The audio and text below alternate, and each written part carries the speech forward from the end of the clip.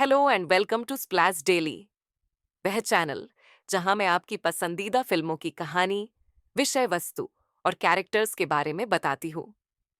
आज हम एक फिल्म की कहानी बताने जा रहे हैं जिसका नाम है the greatest of all time, जिसे GOAT के नाम से भी जाना जाता है। वेंकट प्रभु द्वारा निर्देशित 2024 की भारतीय तमिल भाषा की साइंस फिक्शन एक्शन फिल्म है। फिल्म में थलपति विजय दोहरी भूमिका में हैं। यह film special anti terrorism squad के पूर्व नेता गांधी पर आधारित है, जो अपने पिछले कार्यों से उत्पन्न समस्याओं का समाधान करने के लिए अपने दस्ते के सदस्यों के साथ मेल मिलाप करते हैं।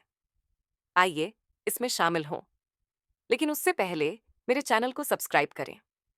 वर्ष 2008 में केन्या में गांधी, सुनील, कल्याण और अजय से युक्त special anti terrorism squad SATS ने अपने पूर्व प्रमुख राजीव मेनन को पकड़ लिया, जो राजद्रोह के आरोप के बाद भाग रहे थे।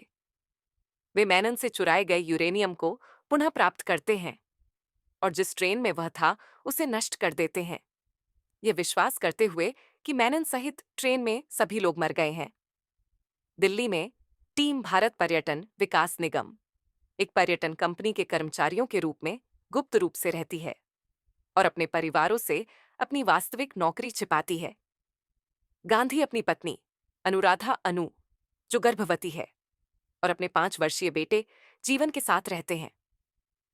जब गांधी को बैंकॉक में एक नया मिशन सौंपा गया, तो वे अनु की बेवफाई के संदेह को कम करने के लिए अपने परिवार को साथ ले गए।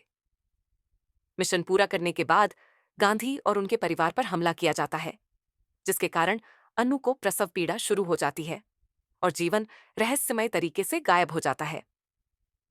पुलिस को एक जला हुआ शव मिलता है, जिसके बारे में उनका मानना है कि यह जीवन का शव है, जिससे गांधी तबाह हो गए। अनु एक बच्ची को जन्म देती है, लेकिन दुखी होकर गांधी से बात करना बंद कर देती है। अब वर्ष 2024 में गांधी ने दस्ता छोड़ दिया है और चेन्नई अंतर्राष्ट्रीय हवाई अड्डे पर एक आव्रजन अधिकारी के रूप में काम करते हैं। वह और अनु अलग अलग रहते हैं और उनकी बेटी जीविता अनु के साथ रहती है। गांधी के पूर्व बॉस नजीर ने उन्हें फिर से खोले गए भारतीय दूतावास में नए अधिकारियों को प्रशिक्षित करने के लिए मास्को जाने के लिए कहा। अनिच्छुक होने के बावजूद गांधी सहमत है, लेकिन उनके वहां रहने के दौरान दूतावास पर एक गिरोह द्वारा हमला किया जाता है। गांधी उनसे लड़ते हैं और हमलावरों में से एक को देखकर चौंक जाते हैं, जो खुद का युवा संस्करण जैसा दिखता है। उसे एहसास होता है कि यह जीवन है, और इसकी पुष्टि तब होती है जब जीवन हमलावरों से बचने में उसकी मदद करता है। वे चेन्नई लौट आए और परिवार फिर से एकजुट हो गया। अनु ने फिर से गांधी से बात करना शुरू कर दिया। हालांकि नजीर ने गांधी को एक जरूरी बैठक के लिए बुलाया, लेकिन एक नकाबपोश व्यक्ति ने उस पर हमला कर दिया। गांधी हमलावर से लड़ने के लिए ठीक समय पर पहुंचते हैं, लेकिन नजीर को नकाबपोश व्यक्ति द्वारा मार दिया जाता है, जो जीवन बताया जाता है। फ्लैशबैक में हम देखते हैं कि वर्ष 2008 में मेनन ट्रेन विस्फोट में बच गए, लेकिन इस घटना में उन्होंने अपने परिवार को खो दिया।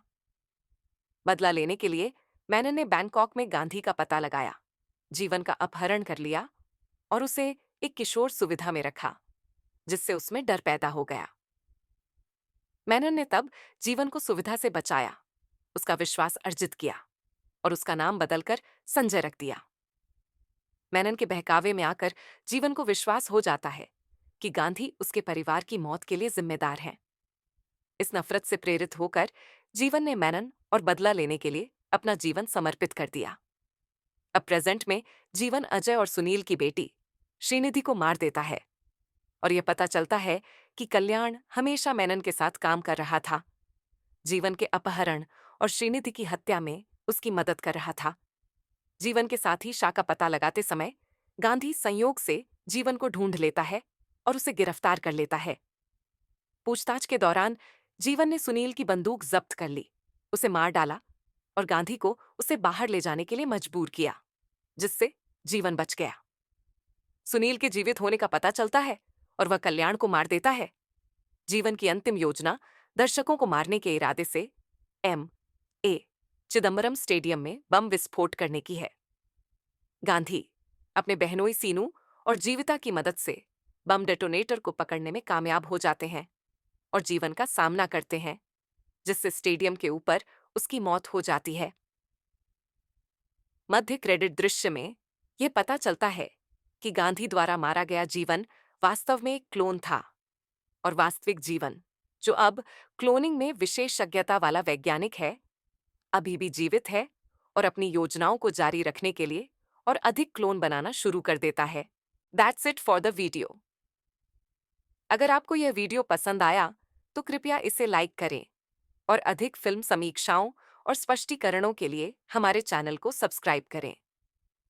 इसके अलावा हमें कमेंट में बताएं कि आपने GOAT के बारे में क्या सोचा और आप किन अन्य फिल्मों के बारे में हमें बताना या समीक्षा करना चाहेंगे।